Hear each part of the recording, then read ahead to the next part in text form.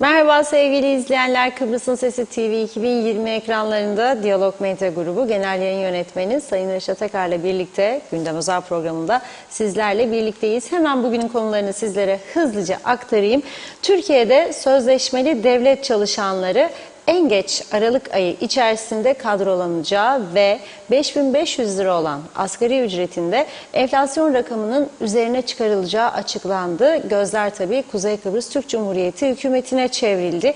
Bu arada hükümet Türkiye'den ek mali yardım alarak bunu acil konularda kullanmaya başladı. Detaylarını konuşacağız. Bir başka konumuz Kuzey Kıbrıs Türk Cumhuriyeti Türk Devletleri Teşkilatı'na gözlemci üye olarak kabul edildi. Siyasiler bunu tarihi bir zafer olarak niteledi. Yine ayrıntılarına değineceğiz. Diğer taraftan ekonomik kriz, Restorancılar Birliği yüksek maliyetlerden şikayet ediyor. Et ve tavuk ürünlerinde ithalatın serbest bırakılmasını talep ediyorlar. Son olarak da yerel seçimlerde İki sol parti, CTP ve BKP işbirliği kararı aldılar. Yine bunun da detaylarını dile getireceğiz. Hepsi ve daha fazlasıyla sizlerle birlikteyiz. Reşat Bey merhaba. Merhabalar Funda Hanım. Herkese hayırlı günler dileyerek başlayalım. Evet, bugün inşallah bereketli bir gün olur. Bu akşam yağmur bekleniyor diyor meteoroloji yetkilileri. Yarın da devam edecekmiş. İnşallah yağar. Çünkü yanılma oldu diyelim bu geçtiğimiz günlerde. Pazartesi, çarşamba, perşembe yağmur beklentisi vardı fakat olmadı.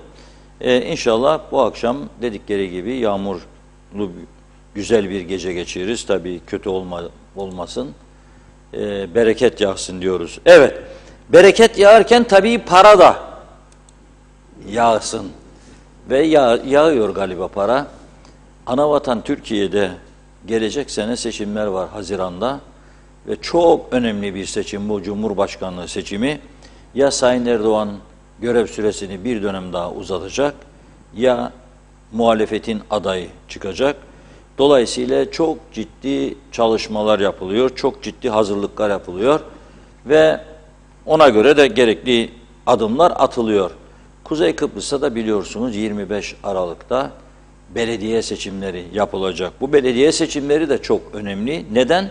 Çünkü iktidarın kaderini belirleyecek. Eğer Ulusal Birlik Partisi ve iki ortağı belediyelerde çoğunluğu elde ederse o zaman güçlü bir şekilde yoluna devam edecek. Yapamazsa muhalefet iktidarı erken genel seçim için zorlayacak. Bunu anlamak zor değil. Onun için diyorum şimdi gökten para yağar gibi bir durum var. Türkiye Çalışma Bakanı bugün Çalışma ve Sosyal Güvenlik Bakanı Vedat Bilgin, sabahleyin ben bunu Türkiye televizyon kanallarında son dakika haberi olarak gördüm. Arkadaşlarımıza dedim ki bizdeki durumu da bir araştıralım bakalım. Türkiye'de 600 bine yakın sözleşmeli kamu personeli varmış. 600 bin. Düşünün siz. Hepsi kadrolanacak dedi bakan. Tüm sözleşmeli personel kadrolanacak, tek tip kamu hizmeti olacak artık dedi. Yani sadece kamu görevliysen hepsi kadrolup devlet personeli olacak. Şimdi 600 bin tabii çok büyük bir rakam. Ve bunu en geç Aralık ayı içerisinde geçireceğiz dedi. Şimdi bizde tabii seçim yasakları başlayacak. Hükümet bunu bugün karar alsa cumartesi, pazar hafta sonu toplarsa meclisi yapabilir ha. Yani fakat enteresan olan taraf bizim sendikalar. Mesela bir hemşire, bir hademe onun için grev üstüne grev yaparlar. Fakat bu kadar bizde de kadrosuz çalışan sözleşmeliler var. Onlar için hiçbir adım attıkları yok. Hükümete söyledik de ettik de mettik de falan ama ciddi bir şey yok. Halbuki şimdi tam zamanı ana yapıyor, yavru da yapması lazım. Bunu üstelik bizde 311 tane sözleşmeli, 600 de geçici varmış. 1000 bile değil. 600 bine 1000. Anavatan da alkışlar sizi. İyi yaptınız Ünal Bey der. Ünal Bey duy sesimi, bak bu sendikacılar sadece size gelir, toplu sözleşme der, sen imzalarsınız. Toplu sözleşme der başka bir taraf, onu da imzalarsınız. Ama burada yazık günah değil mi? Bu devlette çalışan devamlı her sene ve üstelik gelen giden bakanın dilinin ucunda olacak. İmzalamayı ka, sözleşmeyi yenilemeyi ka, ballozu duracak kafada. Ne kahrolamasız bu insanlar. Yıllardır geçici, sözleşmeli insanlar var. Topu topuna işte saydım. 911 kişi. Yani hiçbir şey. İnşallah maşallah bunu bugünlerde, bu paraların bol bol yağdığı günlerde halledersiniz. Şimdi bir de diyor ki Türkiye Çalışma ve Sosyal Güvenlik Bakanı asgari ücret de diyor en geç Aralık ayının ortalarında diyor yükselecek diyor. Enflasyon rakamlarının biraz üzerinde, yani enflasyon rakamlarının altında olmayacak şekilde bir asgari ücret hedefliyoruz dediği. Şöyle diyor. Şu anda diyor 5500 Türk lirası olan asgari ücret için masayı diyor Aralık'ta toplayacağız diyor. Tüm emekçiler enflasyon karşısında korunacak diyor. Ne demektir bu? Enflasyon karşısında korunacak dediğine göre enflasyon rakamları oranındaki %86 civarıymış derler Türkiye'de. Bir artış gelecek demektir. KKTC'de 8.600'dür asgari ücret. Daha insaflıdır. Yani Türkiye'ye gelen çok daha iyi. Orada 5.500, burada 8.600. Ama tabii bizde de bazı ürünler Türkiye'ye göre daha bağlı. O doğru mu? Doğru. Şimdi bizden olacak acep.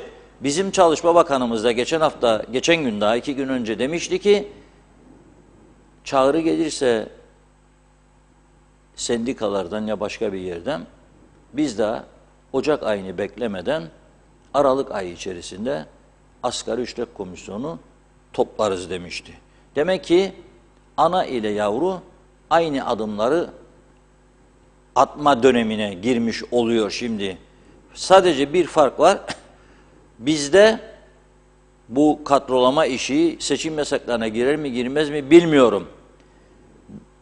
Sadece grev kararı almakla meşgul olan sendikacılarımızın bol zamanı var. Otursunlar, çalışmalarını yapsınlar, bakalım ne olacak.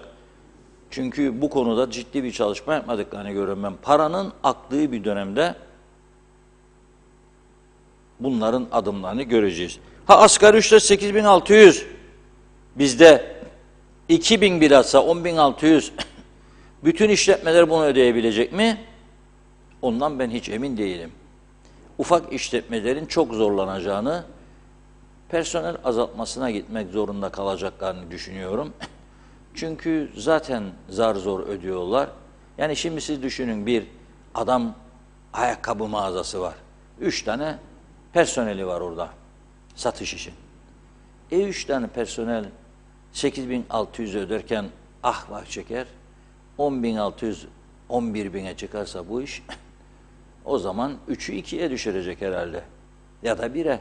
Bu da işsizliği körükleyecek. Bunu da düşünmek lazım. Ayrıca da KKTC'de öyle bir yapı var, öyle bir uygulama var ki asgari ücret veyahut da maaşların yükseleceğinin daha kokusu alındığı anda fiyatlar fırlar.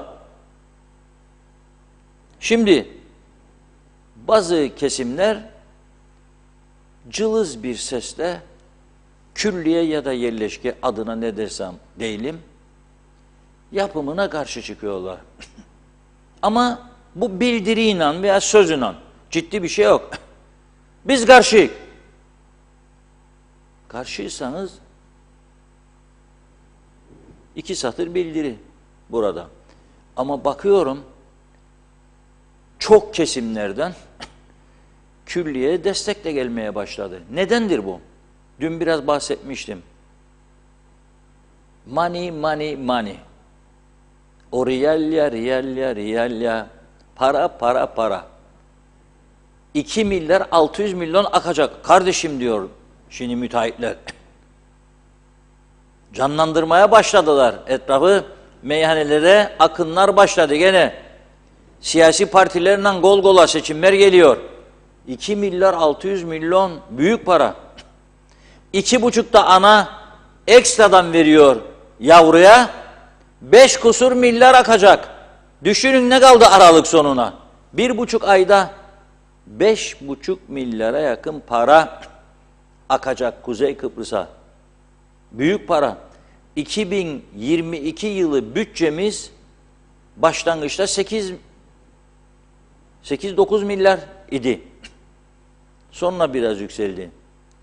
Yani neredeyse bir yıllık bütçenin yarısından fazlası bir ayda akacak Kuzey Kıbrıs'a.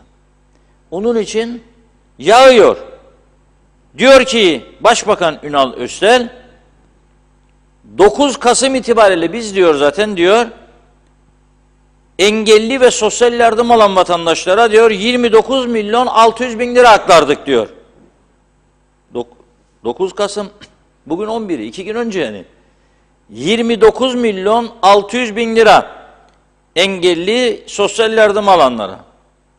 Kırsal Kalkınma ve Sosyal Hizmet Projesi kapsamında ayrılan pay 45 milyondur diyor. Yani daha para çok diyor elde diyor. Onları da diyor Aralık'a dağıtacak. Ekim-Kasım ayı içinde Cemile yardımı alan 5 kişiye 2000, sosyal yardım alan 4094 kişiye 2000, engelli yardımı alan 5307 kişiye 1000, şehit ailesi Malul Gazi olan 449 kişiye 2'şer bin, Barış Ruh ve Sinir Hastalıklar Hastanesi'ndeki 18 engelliye 1000 TL olmak üzere 10.073 kişiye 29 milyon 600 bin Türk lirası ödendi diyor. Ama elde 445 milyon. Yani 30 hesaplasak bunu daha 15 milyon para var Aralık'ta diyor. Devam edecek. Gökten para yağacak. Yağıyor zaten. Başladı. Para, para, para, para da para, para, varlığı bir dert, yokluğu yara. Para, para, para, para, para, para, para, para, varlığı bir dert, yokluğu yara. Para, para, para, para da para da para, yokluğu başka dert, fazlası bela. Money, money, money, must be funny in the rich man's world. Money, money, money, always Sunday in the rich man's world. Riaglia, riaglia, riaglia, Caselligna, Monaccia di Plas, Camonolera, Pendolera, Cipunna. Para, para, para, para da para, para, varlığı bir dert, yokluğu yara. Para, para, para, para, para, para, para, para, varlığı bir dert, yokluğu yara. Para, para, para, para da para, yokluğu başka dert, fazlası bela. Money, money, money, must be funny in the rich man's world. Money, money, money, always Sunday in the rich man's world. Riaglia, riaglia, riaglia, Caselligna, Monaccia di Plas, Camonolera, Pendolera, Cipunna.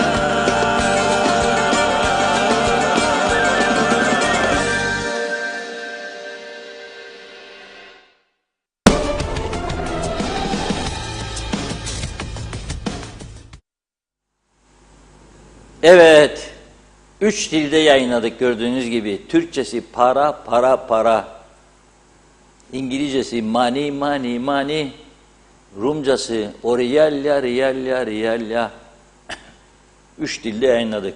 Arapçasını da aradım aslında da bulamadım. Musa Demiri oldu.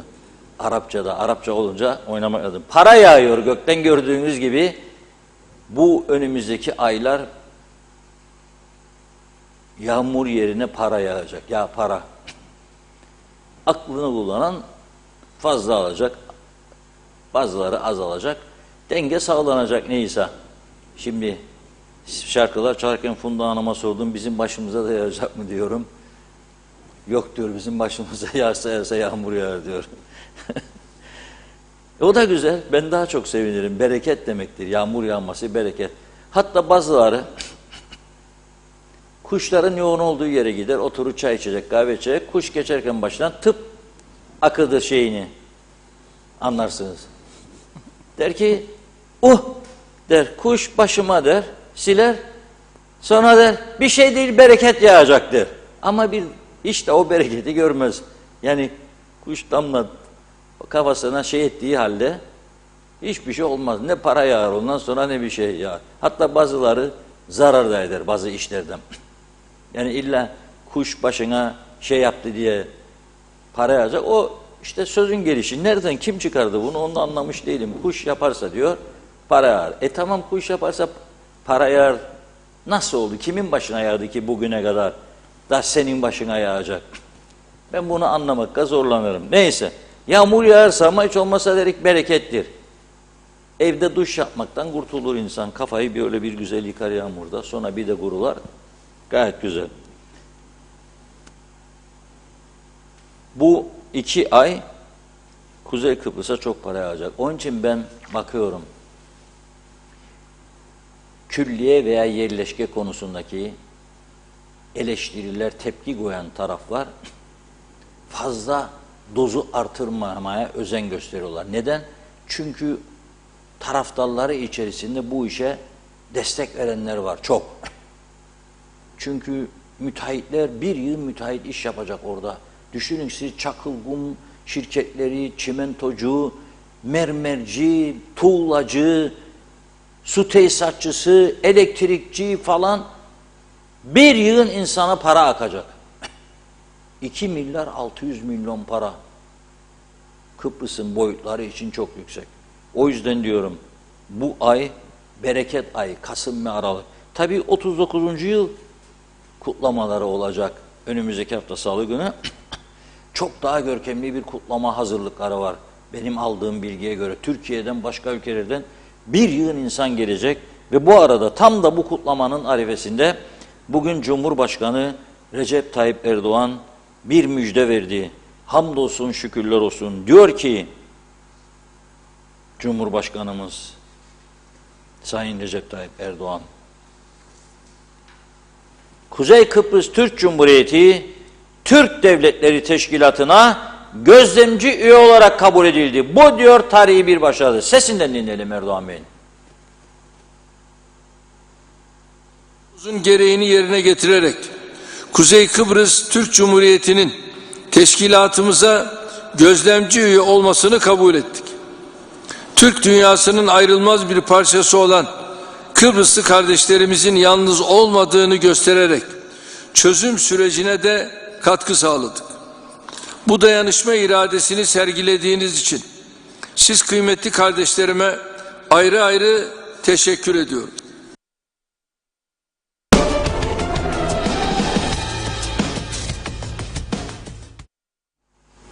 Evet, şimdi 2023 yılı bütçesi yapılırken şimdiden öneriyorum Alişan Şam Bey, Maliye Bakanımıza bir öyle 200 milyoncuk fazla koyun ki çünkü Türk devletleri bir yığın devlet var. Türkmenistan var, efendime söyleyeyim Azerbaycan var, Kırgızistan var. Var oğlu var. Bir yığın devlet. Bunların toplantılarına devamlı heyet gitmesi lazım buradan. Gözlemci demektir. Yani gözleyeceksin gidip ve o Türk devletlerinde varlığını hissettireceksin. Hatta imkan bulursan bir kenara çekilip fotoğraf çekip KKTC medyasına göndereceksin. Onun için giderken kameraman götürmek lazım, muhabir götürmek lazım. Danışmayan götürmek lazım, koruma götürmek lazım. Heyetler yüz böyle gözlemci üye sıfatıyla 39. yılında Kuzey Kıbrıs Türk Cumhuriyeti'nin tanınmaya doğru atılmış en önemli adımlardan biri olarak da değerlendirebilirsiniz. Hayırlı uğurlu olsun vatana, millete, hepimize. Diyor ki Cumhurbaşkanı Yardımcısı Sayın Fuat Oktay da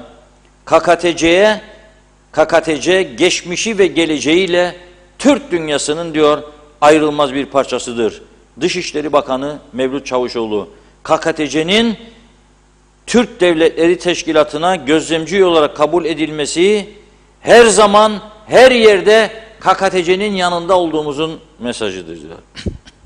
Kuzey Kıbrıs Türk Cumhuriyeti Başbakanı Sayın Ünal Üstel diyor ki KKTC'nin Türk Devletleri Teşkilatı'na gözlemci üyeliğine kabul edilmesi, Kıbrıs Türk halkının varoluş mücadelesini taşlandırma yolunda en önemli bir adım olmuştur. Devletimiz diyor ilk kez bir uluslararası örgüte gözlemci üye olması büyük bir gurur ve coşkuyla selamlıyorum. Burada asistanı veya danışanı, danışmanı yanlışlığa yönlendirmişsiniz. Çünkü İslam Teşkilatı'nda da gözlemci üyeydik. Hala devam eder mi etmez mi bilmem ama üyeydik. Gözlemci üyeydik.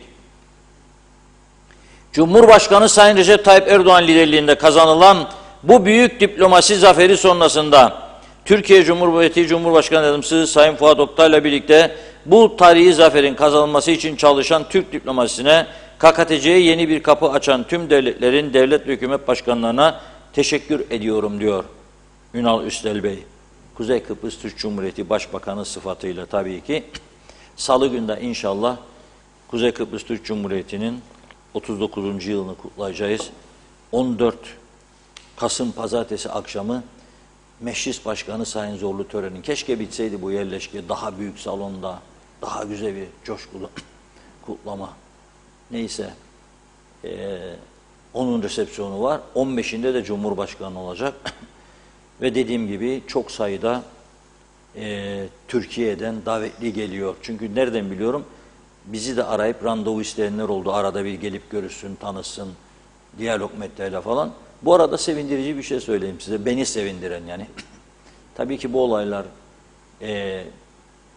diplomatik girişimler falan ayrı konulardır. Şimdi onların derinliğine ben derinle girip değerlendirme yapmayayım tabii. Herkes kendi düşüncesine göre değerlendirecektir.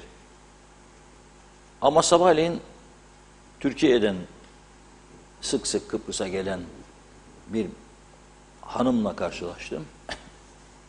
Beni bir arkadaşım tanıştırdı dedi. Bu arkadaş dedi tanıyorum dedi. Nereden dedim.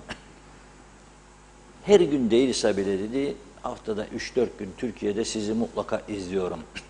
Hele dedi o pandemi sürecinde eve kapandık dedi. Sizin konuşmalarınız ilaç gibiydi bize. Biz dedi Kıbrıs'a gelmek istiyoruz. Çok seviyoruz yavru vatanı. Uçak yoktu dedi. Siz çok mücadele ettiniz. Uçaklar konsun, havaalanı açılsın falan. Biz de sevinirdik ve umutlanırdık dedi. O yüzden biz sizi izliyoruz. Tabii şimdi geçen hafta gün söylemiştim. Bazıları bize der ki işte siz teknoloji gelişti de bu yok mu bu yok mu? Var kardeşim var. Ama bazıları var bizden değil. Türkiye'den yaptırıyoruz ayarlamalarını, teknolojik bağlantılarını. Facebook'tan bizi izliyor. Normal televizyonlardan. TürkSat 3A izleniyoruz. Dijitürk izleniyoruz. D-Smart izleniyoruz. YouTube izleniyoruz. Android canlı olarak şu anda cep telefonunuza indiriniz. TV 2020 olarak Apple'dan indirin. Bizi canlı olarak dünyanın neresine giderseniz izleyin. Japonya'da. Güzel böyle spa salonları var falan. Tayvan, Tayland oraya gittiğinizde masaj yaparken de basın telefona Diyalog TV karşınızda. Bizim programımız isterseniz sağlık programı da. Bu arada programlarımız çok zenginleşti. Bazıları anlamak istemez ama hakikaten bir yerel küçücük bir ülke televizyonu dar bir kadroyla bir şeycikler yapmaya çalışıyoruz. Sabahleyin Özlem Hanım basın özetlerini her gün okuyor. Sonra bir konuk bölümüne geçiyor. Sonra Funda Hanım sağlık ve yaşam programını yapıyor. Onun dışında haftada bir gün ekonomi programı var Hasan Erçakıcı. Haftada bir gün Cemre Akar'ın programı var. 360 derecede. Haftada bir gün İsmet Esendel'in programı var. Turizm programı. Her gün 15 dakika Linda Frey'min psikolojik konularda çok güzel bilgi veren programı var. Bedava danışmanlık ücreti yapıyor her gün bize Linda Hanım. Haftada bir perşembe akşamları da canlı yayını var. Yüz yüze konuklu. Geliştirmeye çalışıyoruz biz de kendi çapımızda programlarımızı. Arada da bütün dünya televizyonlarının yaptığı gibi filmlerimiz falan var. Seçme özel filmler koyuyoruz. Ben bundan iyisi can sağlığı diyorum ama olabilir mi? Olabilir tabii. İmkanları geliştirirsek bizim buradaki şirketlerimizde hani şu 300 bin lira Porsche almakla övünen şirketlerimizin sahipleri falan var. O aldıkları dünya markalarının hani şeyleri var ya, reklam ve tanıtım, advertising budget diye sunarlar bunlara 50 bin, 70 bin euro senede. Bunlar da kalsın toruncuklar için, kutucukların içinde derler. Ne yapayım ben şimdi? Ondan sonra da her şeyi isterler. Sizin televizyonda o yoktur. Yoktur çünkü siz yoksunuz zaten. Alıştınız mı paylaşmaya? Alışmadınız. Ben ne yapayım? Ben ne yapayım? Onun için diyorum, belki bir uçak geçerken bizim buraya da biraz para bırakırsa bakalım, en azından bu şeyi değiştirelim diyorum. Stüdyonun dekorunu. 9. seneye girdik, aynı dekorla gidiyoruz. Siz de farkındasınız ve bazen bizi eleştiririz ama biz bunu da Türkiye'den bize öyle fiyatlar verdiler ki o fiyatların %1 fiyatına biz kendimiz yaptırdık bunu burada. El emeği göz nuru. Evet Funda Hanım, başlayalım, Evet, buyurun. mesajlara Uyuyorsunuz başlayalım. vallahi, görüyorum böyle. Olur mu? Ben dinlerken sanki böyle ninni söylüyorum. Uyu yavrum ninni, uyutayım seni. Öyle bir şey yok ya. Yok ki hemen çok teşekkür ederek başlıyoruz. Yine giden bazı mesajlar oldu tabii. Erdal Yarkın iyi akşamlar demiş. Sibel Serin de kolay gelsin. Sevgiler, mutlu hafta sonları.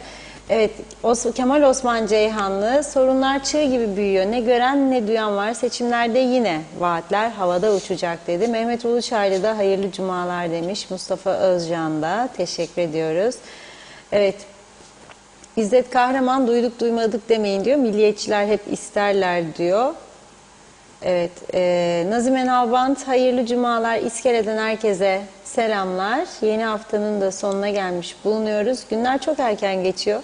Hepinize iyi bir hafta sonu dilerim demiş. Ferah ve zamsız günler dilerim diyor Nazime Hanım. Evet, Mustafa Özcan, bugün saat 11'de bir resmi daireye gittim. Bir Allah'ın kulu yok demiş. Bütün odalar kilitlenmiş. Tarihe baktım 11 Cuma. Saate tekrar baktım 11. Meğer üst kattaki birinin annesi vefat etmiş. Allah rahmet eylesin diyor. Bütün daire cenazeye gitmiş. Ahmet Halil iyi yayınlar diledi. Kadir Tatlıtürk, seçim sebep, para basmak sonuç yazmış. Erol Topçu, İyi yayınlar. İngiltere'den selamlar. Sayar Aker selamlar. Bir ay kar yağsın. Hem pislikleri örter hem ruhumuzu temizler diyor. Hele bir ay olsa bile devlet olarak muhtaç olmayalım. Türkiye'ye borçlu, biz borçlu. En büyük paramızın değeri 30 eurocuk. Aynen bu şekilde yazmış. İsmet Sencer harikasınız diyor. Hatice Momin de iyi yayınlar diledi. Ömer Bozkara vezirler, seçimlerin gözünü seveyim diyor. Keşke hiç bitmese. İsmet Ezel şerefe demiş. Evet, İzzet Kahraman, Reşat Bey 39 yıl oldu. Hiç KKTC'nin parası olmadı. Mehmet Uluçaylı, tüm geçici ve sözleşmeli olup devlette çalışanlar torpille işe girmiştir. Torpili olmayıp işe giremeyenler ne olacak? En güzeli yasa geçirsinler. Devlete alınacak personel alınacağı, görevdeki nitelikli ve yeteneklere sahip olup olmadığını ölçmek için yarışma sınavlarıyla devlete alınmalı. Ancak o zaman devlet daireleri verimli olarak çalışabilir ve vatandaşın sorunları da çözülebilir. Nazime Nalbant, seçimler olacak, yine vaatler, sözler ama yine bu söz vereceklerini yapacaklar mı? Keşke böyle iyi düşünseler diyor. Eğer yapacaklarsa sözleri versinler. Halkı hüsrana düşürmesinler. Vaat edip de yapmazsanız sonu ne olacak sorarım size diyor. Görüşmek üzere. Saygılar demiş. Evet, Özkan'a kanser, biz başbakanımızdan memnunuz diyor. UBP iktidarı tek başına iktidar olacak demiş. Evet, Nikos Bülent Antonio, Reşat Bey, bu pahalılıklar ne kadar gidecek? Okus pokus yapın bakalım. Ufukta bir şey var mı? Aylıklar aynı yerde sayar. Yaşar Sadıkel, sigorta emeklileri öksüzdür, asgari ücretin altında maaş alırız dedi. Onur İç'ten, bugün duyum aldım, 13. maaşlar 20 Aralık'ta ödenecekmiş, para hazırmış. Hülya Yüce, referandum mu var acaba? Bu paranın bolluğu arttı. Ulus Barani, Ünal Üstel'i eleştiriyor, öyle söyleyeyim. İlk açıklamada sosyal yardım alanlara 4.000 lira, engellilere 2.000 lira verileceğini söylemiş. Ne oldu da şimdi açıklanan paranın yarısı verildi? Sarınarım, verilmeyen paralara el koyup seçimlerde kullanacaklar. Zaten diyor, ne zaman doğruları konuştular? Her şey yalan. Salih Engin, pahalılık ve zamları da söyleyin. Gelen para seçim yatırımı. Sonra ne olacak? Gelecek olan zamlar baş edilemeyecek.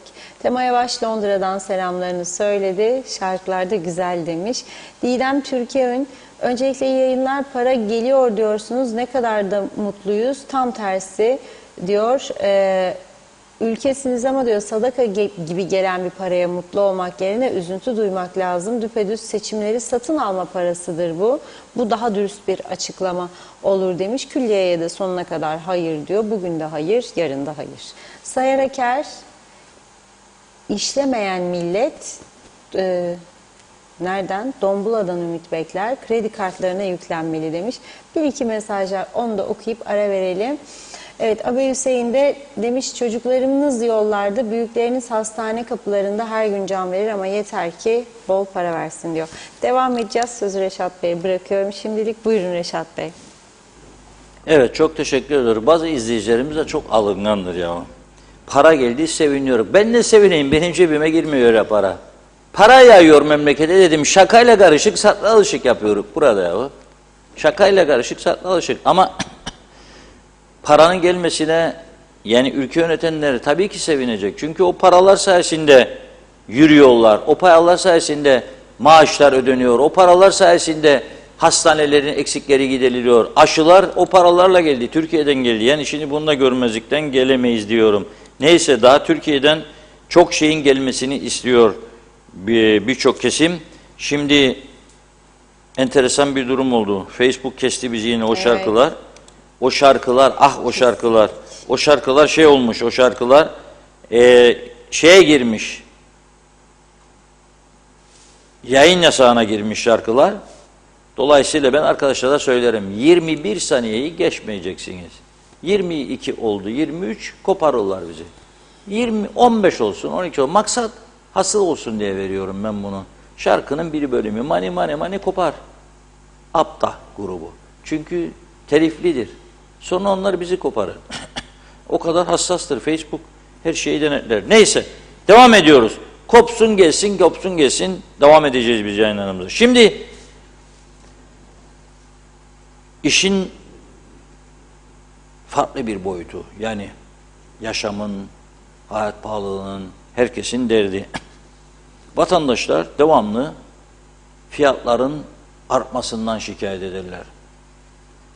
Markete gittim, dün 16'ya aldım, bugün 21 isterler. Dün 35'e aldım, bugün 41 isterler diye şikayetleri var. Bugün de Restorancılar Birliği, Kuzey Kıbrıs Restorancılar Birliği bir açıklama yaptı. Biz programa girmezden önce. Nedir bu açıklama? Şimdi diyor ki, ülkemizde sürekli artan gıda maliyetleri maalesef sektörümüzü olumsuz etkilemekte. Yaşanan enflasyon ve zincirleme pahalılık hem işletmelerimizi hem de müşterilerimizi zor durumda bırakmaktadır. Restoranların en çok alım yaptığı et ve tavuk ürünlerinin maliyet fiyatlarını Türkiye ve Güney Kıbrıs'ta kıyasladığımızda birçok üründe neredeyse 2 katına yaklaşan fiyat farkı görülmektedir. Ülkemizde nüfusun artması ve hayvancılık, et ve tavuk sektöründeki arzın yetersiz ve dalgalı olması fiyatların sürekli artıp fahiş noktasına gelmesine sebep olmaktadır. Bu da sürekli bir maliyet artışı demek olduğundan tüm piyasayı zincirleme biçimde olumsuz etkilemektedir. Bu koşullar altında piyasanın fiyat dengelemesi için et ve tavuk ürünlerinde ithalatın serbest bırakılması elzemdir. Aksi halde artan talebi karşılamaya yetmeyen ürünler bir yıl içinde kuyumcularda satılacak fiyat seviyesine ulaşacaktır. Resmi olarak talebimiz Türkiye ve Güney Kıbrıs ile karşılaştırıldığı zaman herkesin görebileceği şekilde olan bu aşırı fiyat farkını gidermek için derhal et ve tavuk ürünlerinde ithalatın serbest bırakılmasını istiyoruz. hükümetin yavaş adım atması, tereddüt etmesi veya meseleye çözüm getirmeyip sürece yayması her geçen gün bir işletmenin daha kapanmasına, tüketicinin de bu ürünlerden daha fazla mahrum kalmasına sebep olacaktır diyor Restorancılar Birliği ve fiyatları veriyor. Diyor ki mesela bazı fiyatları birlikte okuyalım. Sizin görüşünüzü de merak ediyorum. Tabii yazabilirsiniz bu konudaki görüşleriniz. Bizim için de genel olarak siyasiler için de önemlidir bu düşünce. Fakat şunu da söyleyeyim. Avrupa Birliği üyeliği istiyoruz. Avrupa diyoruz. %66 ile oy verdik. Çözüm ve AB üyeliği. Avrupalı olan Güney Kıbrıs'ta da yerli üreticiler var. İnek, kuzu, koyun yetiştirirler. Tavuk yetiştirirler, yumurtacıdırlar.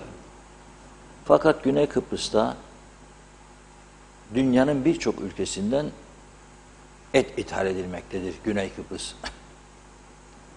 Bildiklerimi söyleyeyim. Arjantin, Fransa, İngiltere, Avustralya, Yeni Zelanda. Kesin. Alfa süpermarket var.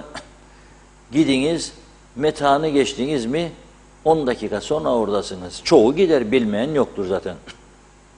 Birçok yerde şubeleri var, en ünlüleri. Birçok ülkenin eti var orada.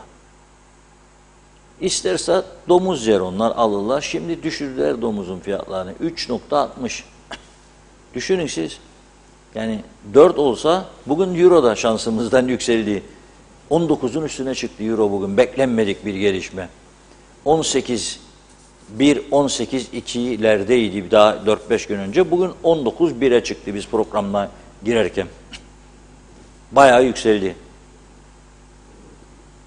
Ama 20'den koysak 4 lira, 4 ile çarpsak 4 eurodan domuz etinin veya kıymasını 80 TL. Dana eti genellikle kilo söylüyorum. 7.80'dir. 7.80. 8 olsa 20 ile çarpsak bile 160 TL'dir. Şimdi bize geliyorum. Bu verdiği Restorancılar Birliği'nin verdiği fiyatlar. Kuzu kuşbaşı diyor. KKTC'de 220, Türkiye'de 150 TL. Pirzola KKTC'de 230, Türkiye'de 200. Dana kuşbaşı KKTC'de 240, Türkiye'de 130. Neredeyse yarı yarıya. Dana kıyma KKTC 230, Türkiye 110. Yarının da altında. Dana bonfile Türkiye KKTC 300, Türkiye'de 300 diyor. Tavuk göğüs KKTC 80, Türkiye 34.50, 35. 35 lira, 80 lira. Tavuk kanat KKTC 60. Bizim Kıbrıs'ta da kanadı çok sever ha. Meyhanecilerin en özel mezelerinden biridir. Makarna bulli derler ama bulli tabii bağlı olduğu için tavuğun göğsü ya da budu kanadı kızardırlar. Yağda böyle veyahut da mangalda iyice yakarlar. Atarlar makarnanın üstüne, meyhanelerde meze. Çektik sonra arkadaş rakıyı tabii mide yandığı için makarnayı da götürür, kanadı da götürür. 60 lira KKTC, 39.75 Türkiye'ymiş. Tavuk pirzola KKTC 82, Türkiye 42.25. Balık fiyatları. Bugün bir gazetemizde de manşetli. Balık yiyemez olduğu insanlar. Bizde çipura 160'mış. Siz seviyor musunuz çipurayı? Evet. Çok mu? Çok. Nasıl? Izgara mı yoksa? Ben denizden çıkan her şeyi seviyorum. Izgara ama. Evet. Izgara. Bu çipura denizden çıkmaz ama burada bir çelişkiye düştük şimdi. Çipura kültür balığı, havuz. Evet. Çipura'nın ana vatanı sizin Evet. eski bölgeler yani İzmir tarafında çıkar çipura. Ama şeyde yok. Başka yerlerde hep kültürdür. Bizim KKTC'de de çipura levrek dedin mi kültürdür. Sadece bize derler deniz levreği var abi derler. Bakıyorsun böyle 3 kilo denizde 3 kilo levrek. Bilmem yani ben biraz o konuda şüpheliyim. Doğruya doğru. Çipura bizde 160, Türkiye'de 80. Levrek bizde 199, Türkiye 70. 3 kat bizde. Uçuyor arkadaşlar, uçuyor. Mezgit bizde 140, Türkiye'de 50. Mesela ben mezgidi çok severim. Denizindir. Çok güzel balık. Yumurta diyor. KKTC'de 15'li bir paket diyor, 15 var içinde, 54. Türkiye'de 37.75. Vallahi bu iş fena iş değil. Acaba çipura mı ithal etsek, levrek mi, mezgit mi? Bunu düşünmem lazım. Vallahi bu işi düşünelim. Belayı bırak, cumartesi pazarda çalışıyoruz. Hangi gün gidip geleceğim taş ucundan? 20 kasa balık getirsek taş ucundan bir aylık maaş çıkar. Kesinlikle. Gümrükçü arkadaşa da verik 1 kilo. Geç abi görmedim der, biter bu iş. Evet, çok enteresan bir durum var. Değerli Kıbrıs Türk halkı.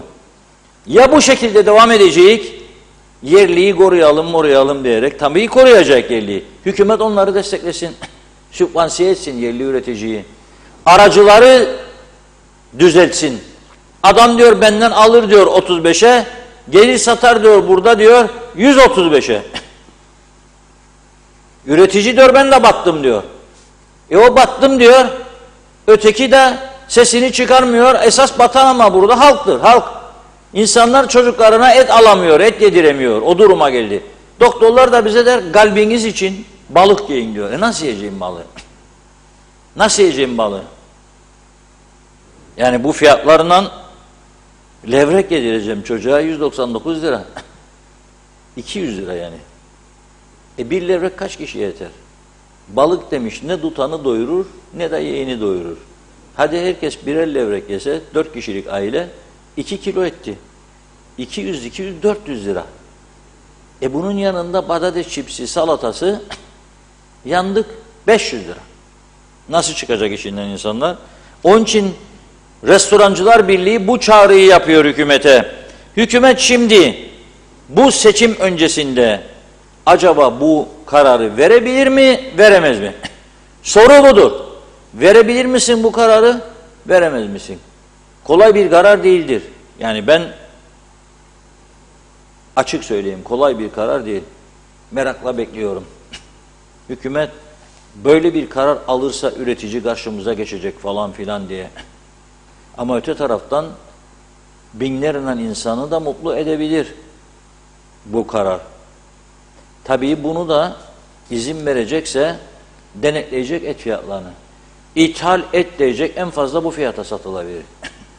Bizim şeye uymaz bu liberal ekonomiye. Uyduracaklar çünkü bırakırlarsa ithalatçıya gene işimiz tumba. Restorancının istediği herhalde doğrudan kendilerine izin verilsin ki restoranlar bunu alıp aralarında bölüşsünler daha uygun fiyata. O da ayrı bir seçenektir. Ama gerçekten ortaya çıkan bir tablo var. Balık yemek, et yemek artık hayal olma noktasında. Mangala meraklı olan Kıbrıslılar artık mangalı 3-4 ayda bir görecek ya da senede bir. Bu öyle anlaşılıyor. Maaşları istediğiniz kadar yükseldin. Bu fiyatları tutamadığınız sürece de devamlı zam üstüne zam ve bunların çoğu haksız bir şekilde gene tüketici insanın işi gerçekten çok zor diye düşünüyorum. Bu konu birinci öncelikli konumuzdur. Birinci, bakın iddia ederim KKTC'nin birinci öncelikli konusu bu pahalılıktır. Sonra yollar falan. Buna önem vermesi lazım ülkeyi yönetenler. Tabii meclisin gündeminde hiç yoktur böyle şeyler. Sen dediydin, ben dediydim, ben yaptıydım, sen yapma dedin. Aha onda öyledir de bunda da böyledir. İşte bu konuşukları konuşurlar. Haftada 2 gün dolar. Çağrı yapmıştık kendilerine. En azından Ocak ayına kadar. Seçimler var zaten 25 Aralık. Kapatın. Elektrik parasını kurtaralım diye. Elektrik parasını kurtaralım. Ama hiçbir cevap gelmedi. Yani 2 gün orada gidip konuşmaya devam etmek istiyorlar. Öyle anladım ben. gündem dışı konuşmalar. Benim derdim o değil. Benim derdim pahalılıktır, yollardır, trafik kazalarıdır, can kayıplarıdır, şiddettir, uyuşturucudur. Hiçbir şey yok bu konularda. Yerel seçime giderken de adanın birçok bölgesinden öyle çöp yığınları olan görüntüler geliyor ki bize inanamazsın. Her taraf. Ha bir de gelmesine gerek yok tabii. Vakti olan böyle bir organize sanayiye bir giriş yapsın. Lefkoşa'nın işidir. Atatürk Spor Salonu'ndan hemen dönün bir girin isterseniz Lefkoşa'nın organize sanayi bölgesine. Sadece bu bölgeyi adam etseler bilir misiniz? Belediye 2'ye katlar gelirlerini. Sadece bu bölgeyi. Ceza yasasını geçireceksin ve kontrol edeceksin ve basacaksın cezayı. Adam kaldırımlara kadar araba yığıyor ya. Aylarca aynı araba kaldırımların üzerinde ihtiyaç olacak bir günde sökecek bir parçasını da takacak başka arabaya da para alacak ondan da. Adam bir tane çöp kasası kiralamaz. Bütün çıkan makine parçalarını, egzoz parçalarını, lastikleri yığar babam yığar sokağa. Bir rüzgar, bir yağmur, bütün yollar pislik içerisinde. Kirli bez parçaları, ne ararsan var. Ben bunu nasıl adam edeceğim? Diyeceğim kendine, 3 gün kapadım dükkanını, 30 bin lira da ceza ödüyorsun. İkinci oldu mu 60 bin ceza, 6 gün kapama. Hadi devam et bakayım edebilirsen. Onu da yapmıyorlar. Çünkü 3-5 kişiyi gücendirip 3-5 oy falan filan meselesi. Ondan sonra bana derler ki bizim iktidarımız döneminde, bizim belediye dönemimizde işte şunu yapacak, bunu yapacak. Hala da ben doğru dürüst projeler görmüş, duymuş değilim yerel yönetimlerle ilgili. Buyurun Funda Hanım. Okuyayım mesaj. Evet. Kaldığımız yerden devam edelim sevgili izleyenler. İzzet Kahraman, her şey güzel ama ne olur bizi TV 2020'den mahrum bırakmasın kimse demiş. Doğan Falyalı, ceza verildi, oluk gibi para gelir de acaba kimin cebine girer? Bilirseniz söyleyin, biz de öğrenmiş olalım, sevaptır. Mehmet Kurtulmuş, Doğru Haber TV 2020'de izlenir, iyi ki varsınız demiş. Çok teşekkür ediyoruz. Kader Akyollar, Allah Türkiye'yi başımızdan eksik etmesin diyor. Türkiye'nin yardımcısı Oktay'a, Sayın Cumhurbaşkanı Erdoğan'a Allah başımızdan eksik etmesin. Ne mutlu Türk'üm diyene hayırlı yayınlar diledi. Mehmet Uluçaylı da bizlere güzel hafta sonu diliyor. Erkan Kaya, altı üstü demiş, 2 bilemediniz, 3 tane tavuk şirketi var. Gidin diyor, sorun diyor. Fiyatlarınız neden artıyor deyin demiş. Sorun. Sayar Eker, bugün de paramızın değeri düştü. Paraya alsa ne yazar? Makarnaya hasret kalacağız. Hale halem, iyi yayınlar, sağlıklı mutlu hafta sonları dilerim demiş. Abey Hüseyin, kuzu kuşbaşı İngiltere'de 10 sterlindir. Bugünkü kura göre 215 lira kilosu. Şenol Tatlıcıoğlu iyi yayınlar diledi. Akın Kemal, piyasa fiyatlarının akıbeti ne olacak? Bunu da gündeme getirin lütfen diyor. Her market alışverişi minimum 2-3 bin lira. Halimiz duman. Aytaç Bey, Türkiye'de bütün ürünler çok daha ucuz. Sakın yanlış anlaşılmasın. Madem ki üretici bu halkı düşünmüyorsa biz niye üreticiyi düşünelim? Bütün ürünleri serbest bırakmalı ki halkımız alıp çoluk çocuğuna yedirebilsin, saygılarımla dedi. Evet, Hasan Aysal, alım gücü hırsızlığında dünya lideri TRNC. Mehmet İnancı, ülke balıkları battı Reşat Bey, ülke insanı da beraber battı diyor. Yampurleme gitmeye devam. Ulus Gülay Caba çarşamba günü 1 kilo dana kıyması alayım dedim. Avucumun içinde kayboldu. Sıkı durun. Fiyata gelince 250 lira aldı. Utanmazsam bırakıp kaçacaktım. Üstelik gelen hafta 300 lira olacak dedi bana. Allah hepimizin yardımcısı olsun. Hasan Nihat Erduran, hamsi istavrit muhteşem. Burada da bizim barbun. Al diyor frigoluyu. Küçük kargo uçağı Reşat Bey de tamamdır. Herkes balık yiyebilsin. Ucuzlasın piyasalar. Acaba ilk kim yapacak? Evet. Arif Aktepe bugün, Reşat Bey, bugün bir kasabada en az 5 KKTC vatandaşı vardı. Sordum, kasaba sormuş pardon. Dana kıyma euro 6200 olamaz tabii ama çözemedik o mesajı. Ahmet Ulubay, milletvekilleri 70-80 bini alırken pahalılık onların derdi değil diyor. Musa Su İçmez, selamlar, maaş artışlarında adalet yoktur. Et yemeyi de unuttuk. Ülke kontrol edilemeyecek durumda, korsan bir durumla karşı karşıyayız. Durum bu değilse radikal kararlar alınması kaçınılmazdır. Saygılar dedi. Doğan Falyalı çok güzel. Üreten şikayetçi, tüketen şikayetçi. Peki kim şikayetçi değil? Anlaşılmaz bir durum. Galiba şikayetçi olmayan yiyip de korkmayandır. Hasan Nihat Erduran dedi. Bizim derdimiz dedi. 1963 işgal ve istilasının Birleşmiş Milletler'in kabul etmemesi ve bizsiz anayasal olmayan Kıbrıs Cumhuriyeti'ni tanıyıp bize de diskriminasyon uygulamasıdır. Gerisi gelir halbuki demiş. Bir iki mesaj daha okuyup ara verelim. Cuma Meşe kolay gelsin. Bülent Dönmez. Evet Reşat abi, halkı soyan bu aradaki tüccarlar, toptancılar, hükümet edenler bilirler. Keyfi zam yaparlar. Maliyeti ve dövizi bahane ederler. Bir yurttaş olarak siyasilere çok kızgınız. Neden yasa çıkartmıyorlar? Hal yasasını kimler çıkarmıyor? Bizim siyasiler sadece TV'lerde süslü kelime söyler ve başka liderleri taklit ederler. Halkı düşünen yoktur demiş. Teşekkür ederiz. Bakıyorum Arif Mustafa Cüce iyi yayınlar diledi. Zehra Sencer de Karpaz'dan sevgilerini yolladı. Süpersiniz diyor. Çok teşekkür ediyorum ayrıca. Hasan Nihat Erduran'ın mesajını okuyup ara verelim. Zamcı marketleri devlet yıl sonu vergide bol bol diyor. Sevmeli, kucaklamalı, öpmeli. Çok teşekkür ediyoruz. Devam edeceğiz. Reşat Bey. Evet, çok teşekkür ediyoruz. Tabii bu Restorancılar Birliği'nin açıklamasının ekinde verilen az önce okuduğum listede Güney Kıbrıs fiyatları yoktur. Tabii ki bugün arkadaşlarımıza da söyledim, oraları iyice kontrol ediniz diye. Çünkü Rumlar takip ediyor Türk parasının pozisyonunu ve mesela bakıyorlar euro yükseliyor. Bizde de akaryakıt fiyatları henüz, yani geçen hafta yükseldi, tekrar bir yükselmeye girmedi. Daha çok geliyorlar. Bugün gündüz çok gelen varmış dediler. Oradaki muhaciret memurları.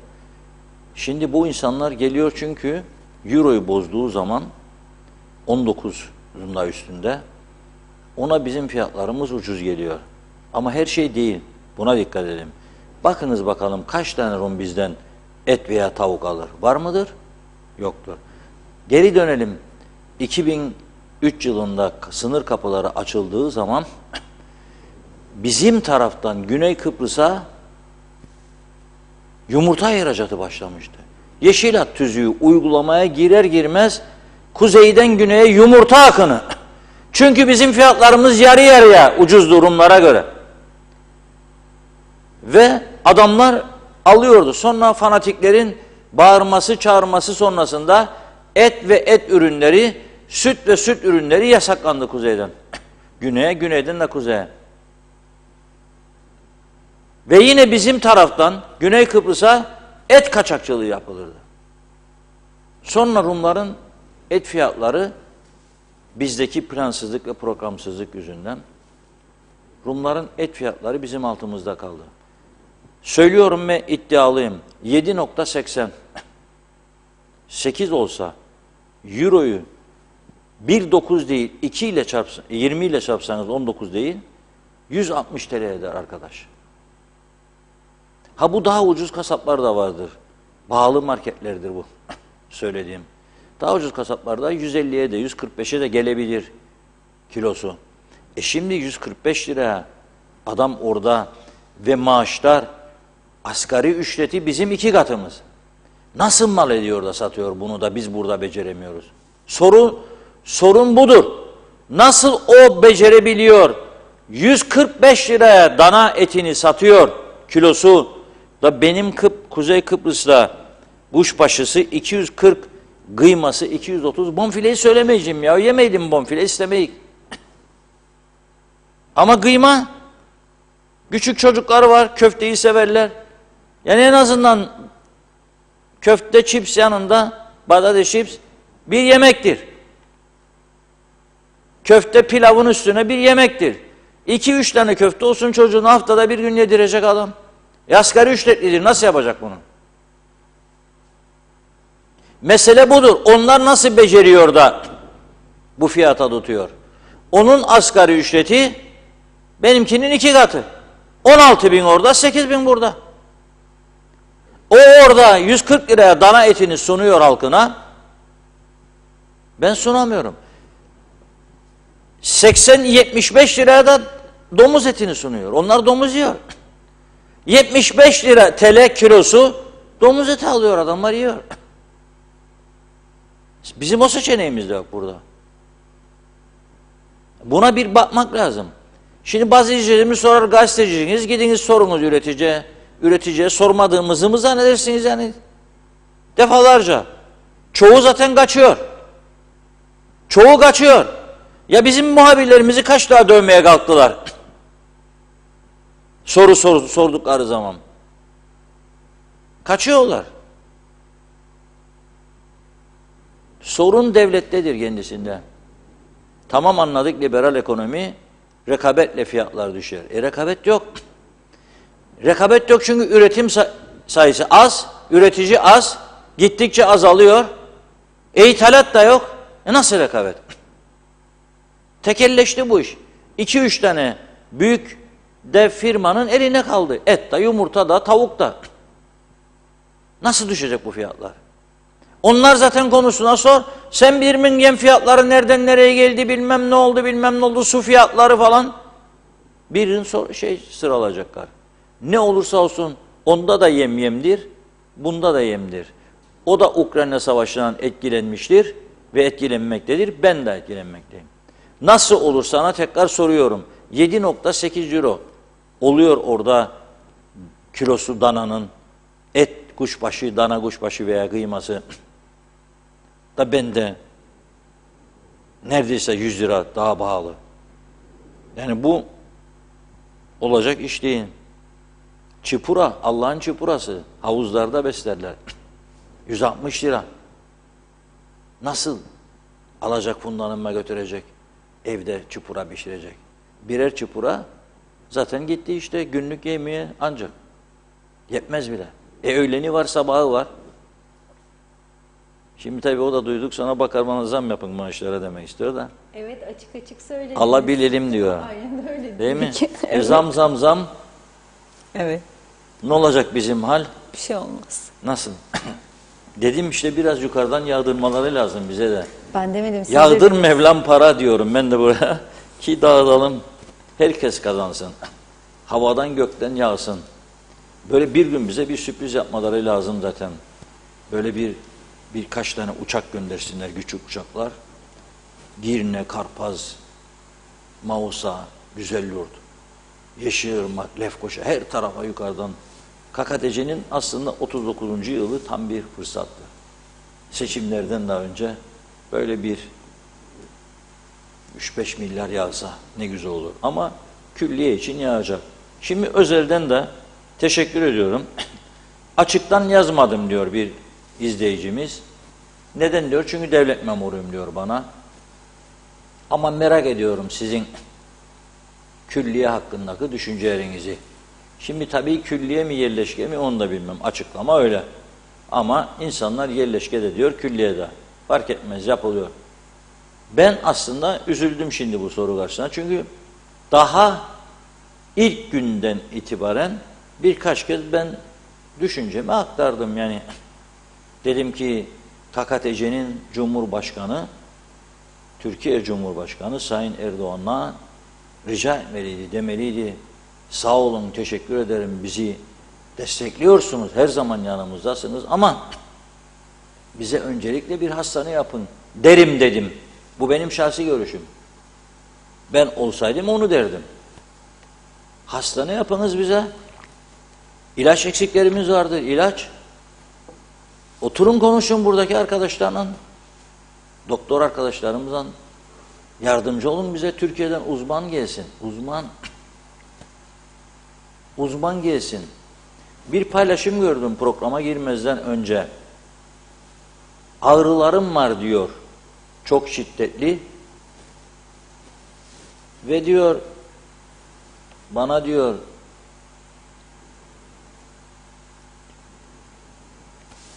bakıp da ne olduğunu, ağrılarımın sebebini söyleyebilmeleri için, teşhis koyabilmeleri için diyor, beni diyor röntgene ve MR'a koyacaklar. Ocak ayına randevu verdiler bana diyor. Ocak ayı. Ya o küçücük bir yerdir. Peki diyor benim o döneme kadar ağrılarım ne olacak? Özele git demek isterler. Özele gidersen, para da varsa bu iş çözülecek. Onun için ben olsam önceliğim hastanedir, önceliğim okullardır. Okulların çok eksiği var. Çoğu okulda kütüphane yoktur. Çocuklar ne gazete okur, ne kitap okur. Hiçbir şeyin farkında değiller. Çoğu okulda yeterli öğretmen yoktur. Bakınız dün paylaştım. Torun dediği muhtar Ömer Meraklı, lise son sınıf, okullar açılalı kaç ay oldu diyor. Hala İngilizce öğretmeni yok diyor. Ona bakardım. Onu isterdim. Bana yardımcı olun. Bu Kuzey Kıbrıs'ın gelirleri kendine göre yetersizdir. Çünkü Kuzey Kıbrıs'ı yönetenler gelirleri artırıcı önlemleri almadıkları için, yapmaları gerekeni yapmadıkları için devamlı Türkiye'den yardım istemeye muhtaçtırlar. Ne yapabilirlerdi? Soru bu. Bir, turizmi geliştirirlerdi. Daha çok turizm geliri kapanırdı bu iş. Büyük ölçüde. İki, şu anda biz beğensek de beğenmesek de KKTC vatandaşlığı için çırpınan binlerce insan var. Efendim biz vatandaş... Yok be kardeşim. Benim seçme seçilme hakkımdan oynasınlar demiyorum. Oturma izni verirsin, beyaz kimlik verirsin, seçme seçilme hakkı vermem dersin. Onu da şarta bağlarsın. En az 500 bin sterlinlik bir yatırım, yani ev alır, mülk alır veya bankaya para koyar. Hem ev alır 300 bin, 200 koyar, 250 alır, 250 koyar. 500 binlik bir resmi transfer isterim buraya ve onun vergilerini yüksek tutarım. Gelir mi? Ben iddia ederim binlerce insan. Bedava vatandaşlık vereceğime ben bunu yaparım. Bedava vereceğime bunu yaparım. Ha şimdi vatandaşlık bekleyenler de bozulmasın. Yani ben 15 yıldır 20 yıldır çalışırım hakkımdır. O ayrıdır. Ben diyorum ki o 15-20 yıl hakkı olanları ayırıyorum. Yeni Kıbrıs'a gelip çalışmamış, gelmek isteyen çok insan var. Bu sadece Türk vatandaşı değil, başka ülkede olabilir. Güzel bir ülke var burada. Her şeye rağmen birçok ülkeden daha iyi konumdadır. Ona da bir sınır koyarım. Her sene derim şu kadar. Bakın Rum tarafı mecbur kaldı. Avrupa Birliği bastırdığı için 700'de sınırladı yılda vatandaşlığı. 700. Ama 5 milyon euroya çıkardı. 5 milyon. 7 kişi olsa 35 milyon euro. 70 kişi olsa 350 milyon euro. 700 kişi 3,5 milyar euro. Lütfen iyi dinleyelim. Yılda 3,5 milyar. KKTC'nin bütçesi ne kadardır? Ya. 1 milyar bile değil. Onun için çare vardır ama o çareleri üretmek lazım. Şimdi Türkiye bunu ısrar ediyor, istiyor diyorlar. Bence burası daha çok ısrarlı o konuda istedi diye Türkiye'de istiyor. Burası daha çok ısrarcı oldu diye düşünüyorum. Bu benim şahsi görüşüm. Ama farklı düşünenler olabilir. En iyisi biz çok güzel böyle romantik bir parçayım. Bugün Cuma, yağmurlu bir gece, şöminesi olan yaksın şimdiden şöminesini. Bu güzel romantik parçayı birlikte dinleyelim. Evliyse eşine, değilse arkadaşına güzel söyleyebileceği en güzel, en romantik sözleri söylesin. Buyurun.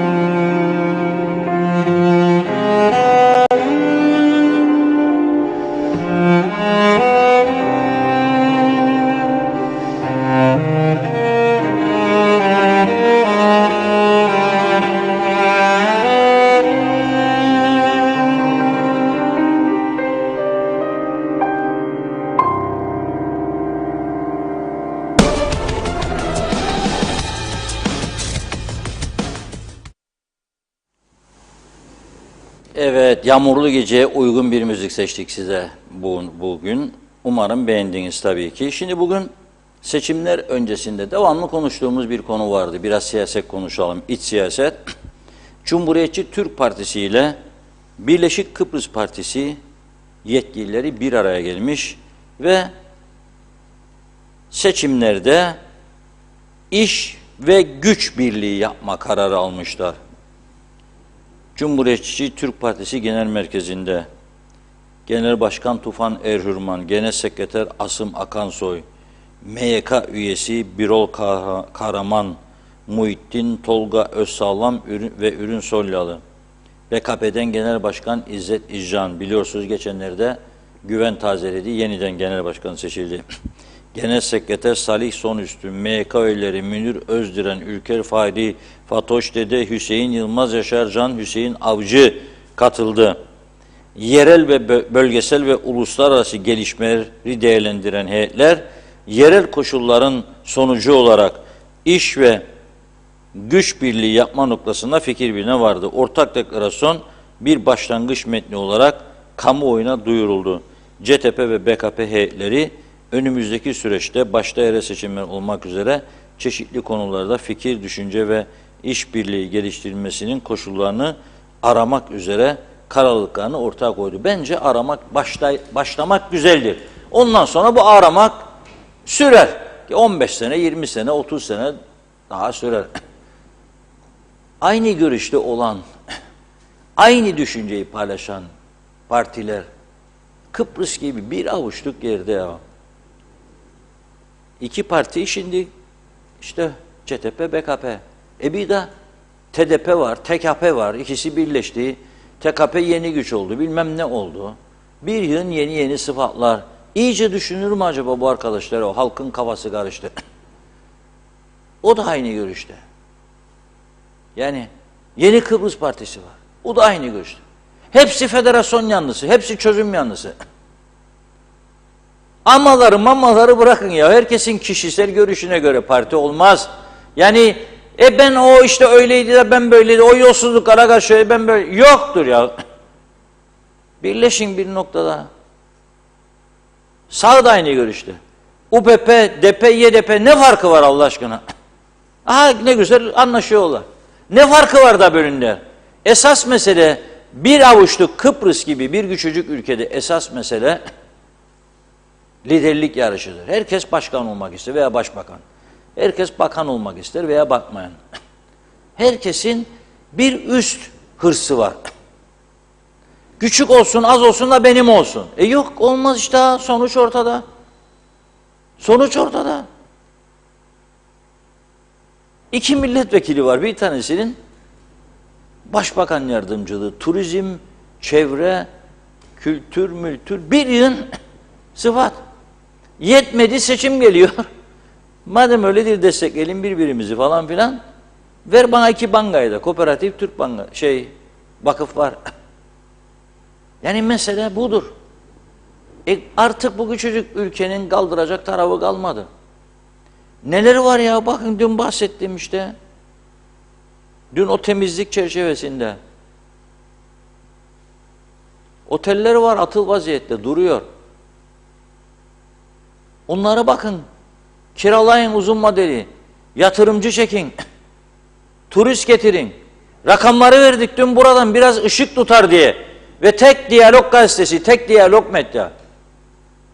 Rum basında küçücük minnacık bir haberi aldık, manşete taşıdık, birleştirdik bizimkiyle.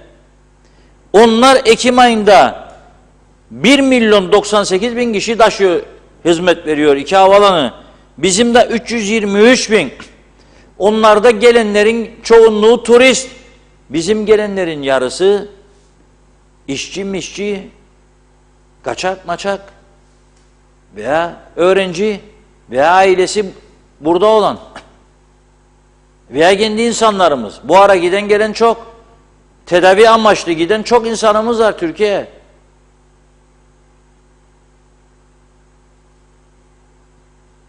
Yani gözle görülür farklılıklar var iki taraf arasında. Hadi 2 katım olsa gene anlarım. 3 katım. Yani bunlara baksalar, evet KKTC'nin kimseye ihtiyacı olmaz. Biraz da kemerleri sıksalar. Bakın halka nasıl kemer sıktırdılar. Halka balığı unutturdular. Halk eti tavuğu unutmaya başladı. Bir arkadaşımız bugün biber fiyatlarını attı bana, 55 lira. Gözleri kör olmasın diyor. 55 lira yahu diyor biberin kilosu. Ben de dedim yemeyecek. Onu yeme bunu yeme. Ne yiyecek diyor. Durum böyle, sorsak bir yığın gerekçe söyleyecekler. Siz bilir misiniz gübre fiyatları ne oldu? Siz bilir misiniz ilaç fiyatları ne oldu?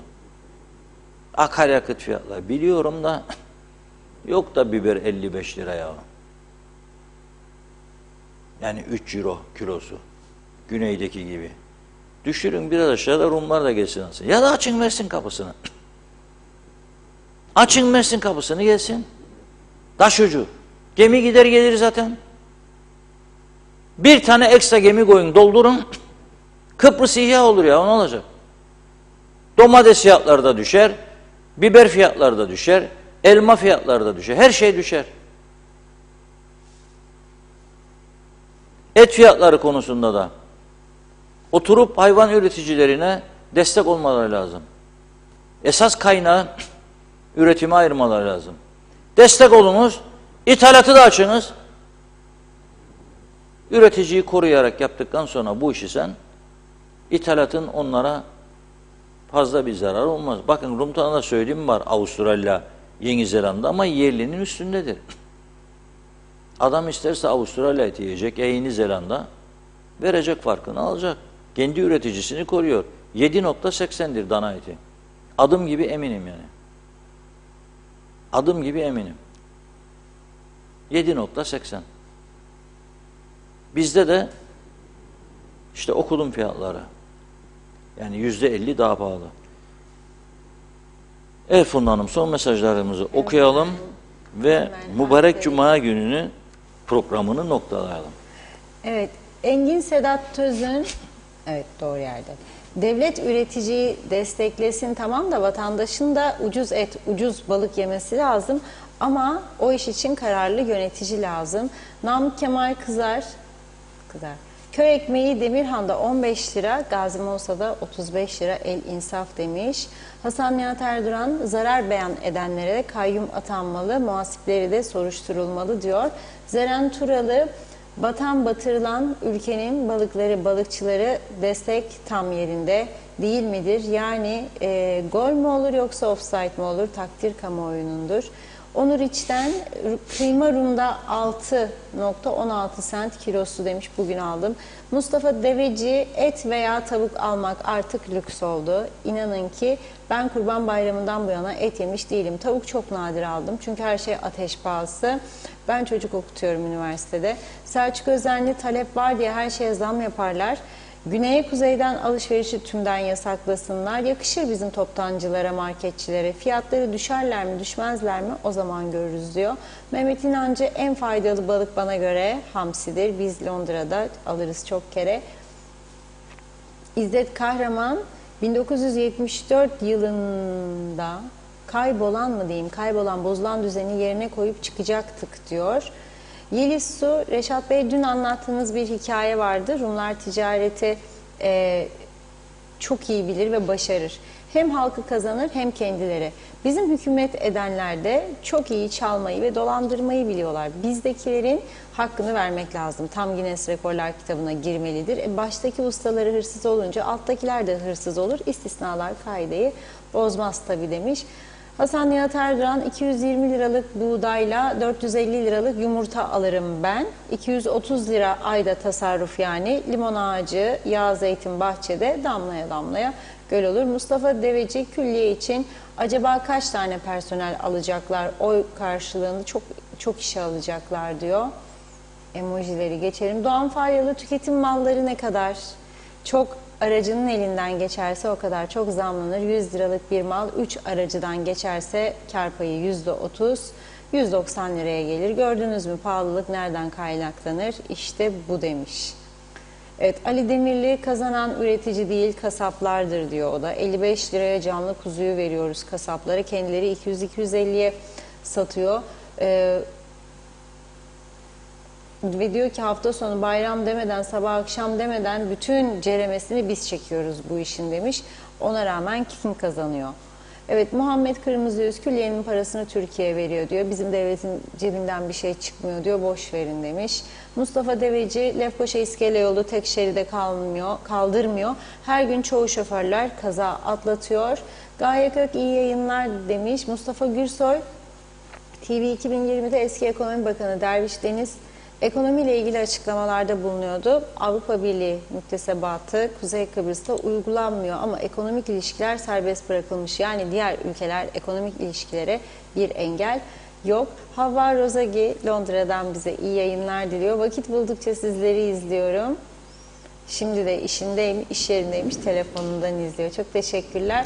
Hasan Nihat Erduran, hayat acı demiş, zor yaşamak. Bülent Küçük müzik parçası harika, şahane, çok güzel dedi. Çok az kaldı, bakıyorum.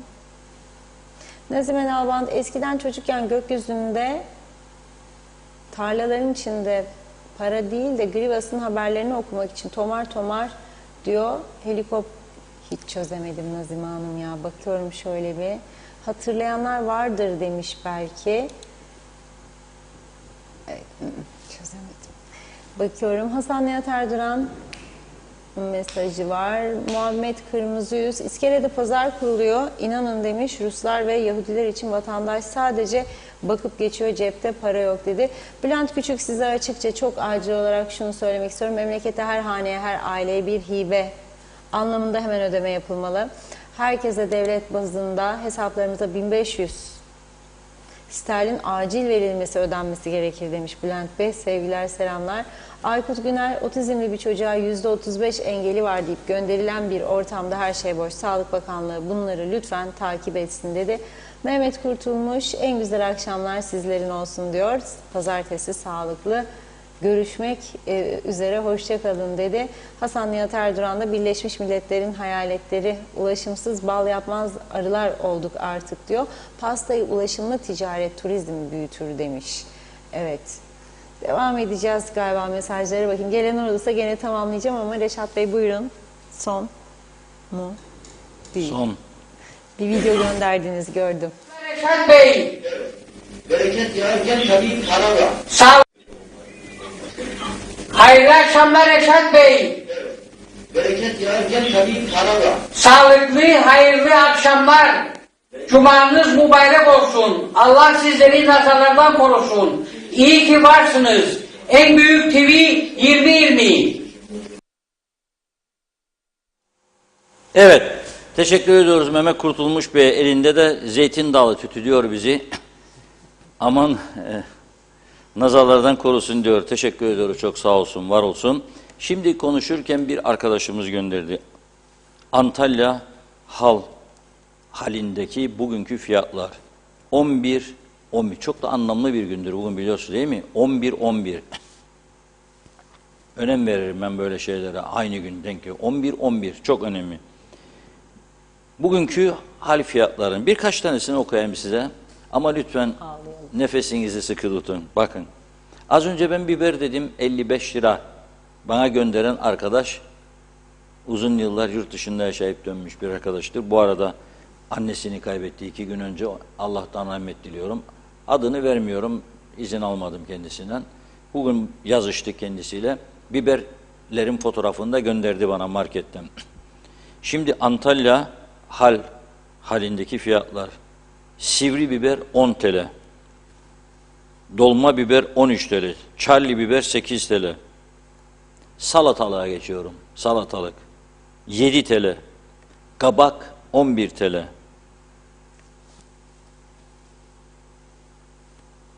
Patates diyor tarla 5 TL. Patlıcan diyor sera 8 TL. Bu kadar yeter. Domatı da vereyim hadi, domat. 10 lira ile 12 lira arası.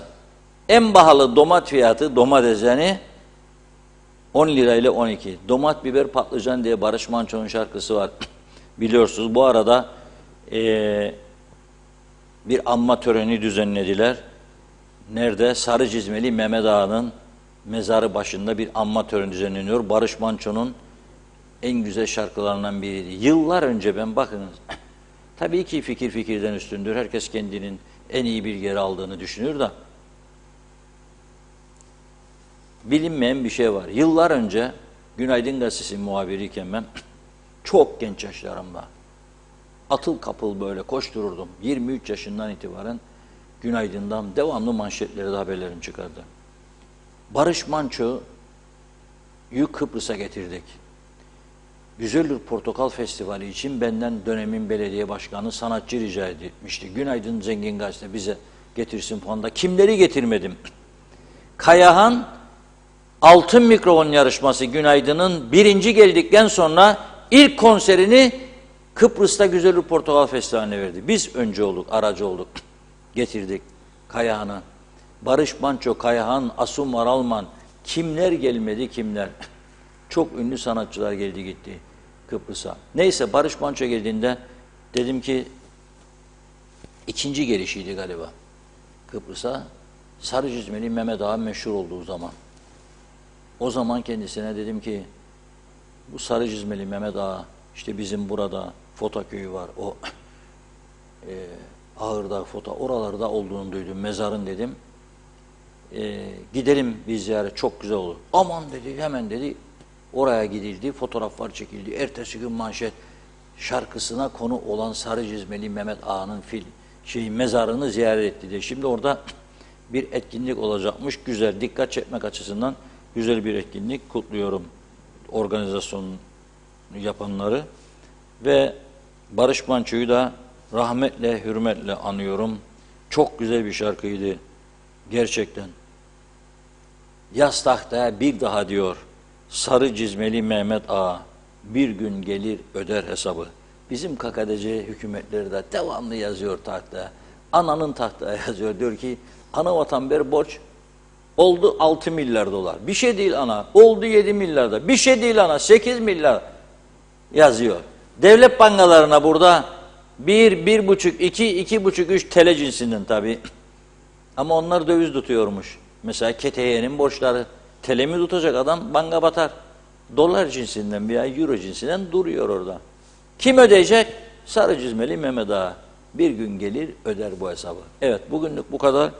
Haftaya pazartesi günü 14 Kasım yani 39. yılın ilanının bir günü ama 14'ü 15'i kadar önemli. Çünkü o gece karar alınmıştı. 14 Kasım gecesi tarihi karar alınmıştı. Ben denizde o sarayın bahçesindeydim o gece. Neler yaşadım neler inanılmaz. Evet bunların. Çok teşekkür ediyoruz değerli yorumlarınız için ve programımızı burada noktalıyoruz. Ben de güzel bir hafta sonu geçirmenizi diliyorum. Yeniden görüşünceye dek hoşça kalın.